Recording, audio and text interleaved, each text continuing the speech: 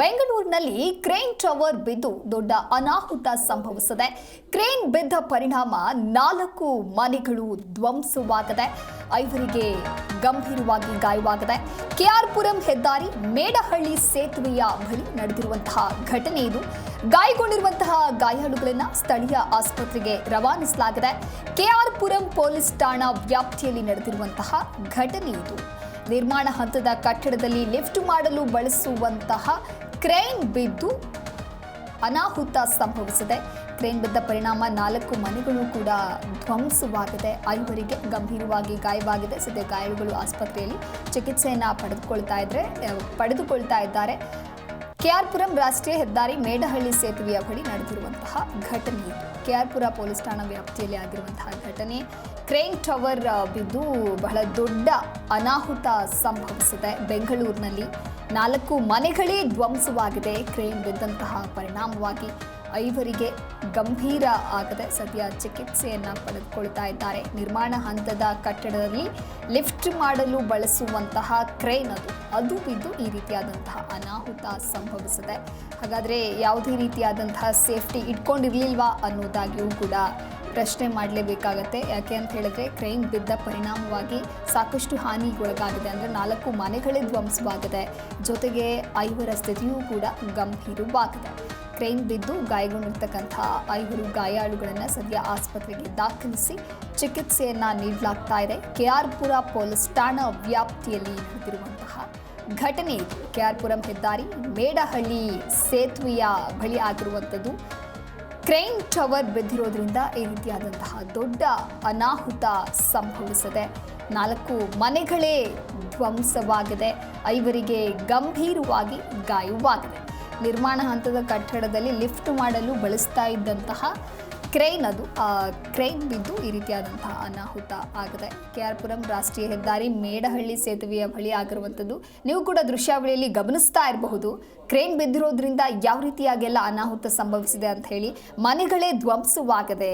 ಮನೆಯಲ್ಲಿರ್ತಕ್ಕಂತಹ ವಸ್ತುಗಳಾಗಿರಬಹುದು ಎಲ್ಲವೂ ಕೂಡ ಯಾವ ರೀತಿಯಾಗಿದೆ ಅಂತ ಹೇಳಿ ನೀವು ದೃಶ್ಯಾವಳಿಯಲ್ಲಿ ಗಮನಿಸ್ತಾ ಇರಬಹುದು. ಹೀಗೆ ಒಂದಲ್ಲ ಎರಡಲ್ಲ 4 ಮನೆಗಳು ಕ್ರೇನ್ ಬಿದ್ದಂತಹ ಪರಿಣಾಮ ಧ್ವಂಸಗೊಂಡಿದೆ. ಇನ್ನು 5 ಗಂಭೀರವಾಗಿ ಗಾಯವಾಗಿದೆ. ಸದ್ಯ ಆಸ್ಪತ್ರೆಯಲ್ಲಿ ಚಿಕಿತ್ಸೆಯನ್ನು ಪಡೆದುಕೊಳ್ತಾ ಇದ್ದಾರೆ.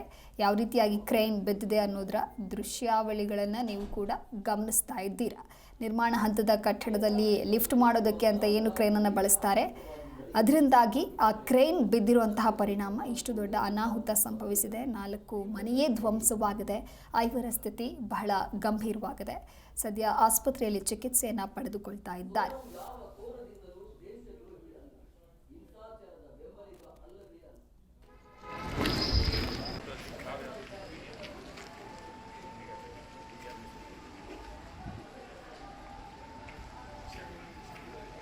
ಇದು ಬೆಳಗ್ಗೆ 11:30 ಆಗಿದೆ. ಪಾಪ ಜನ ಇದ್ದರು, ಮನೆಯಲ್ಲಿ ವಾಸವಾಗಿದ್ದರು. ಅವ್ರಿಗೆ 5 ಜನಕ್ಕೆ ಹೇಟಾಗಿದೆ. ನಾವು ಮೊದಲಿಂದನೇ ಕಂಪ್ಲೇಂಟ್ ಎಲ್ಲ ಕೊಟ್ಟಿದ್ದೀವಿ. ಇಂಕೆ ಮನೆ ಹತ್ರ ಎಲ್ಲ ಕ್ರೇನ್ ಎಲ್ಲ ಇಟ್ಕೊಂಡು ಅದು ಕ್ರೇನ್ 3 ದಿನದಿಂದ ನಿಲ್ಲಿಸಿದ್ರು.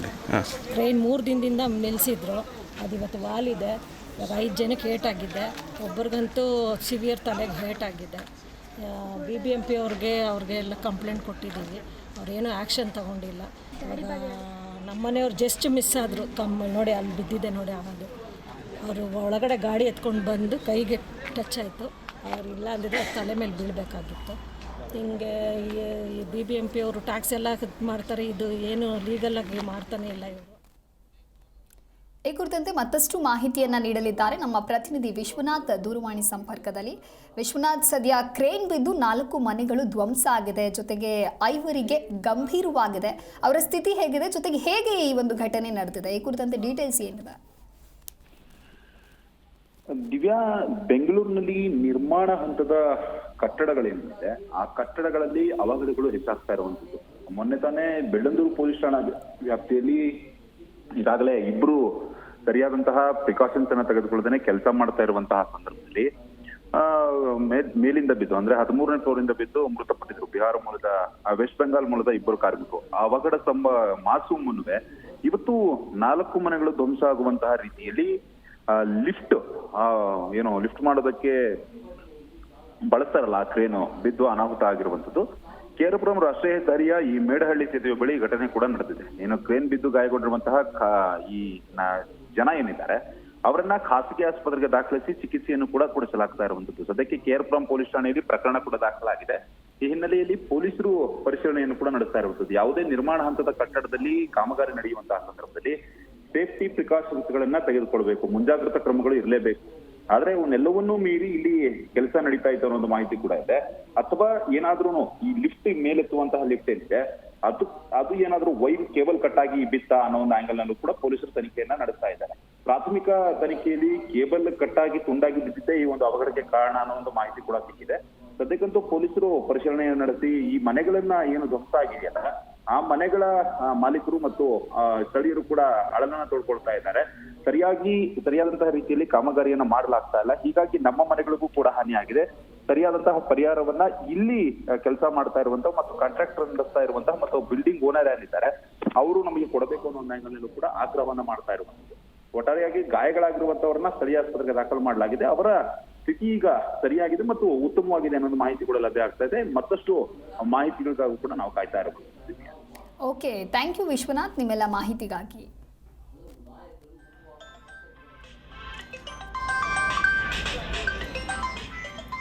ಬ್ಯಾಚಲರ್ಸ್ ಇದ್ದಿದ್ದ ಇದು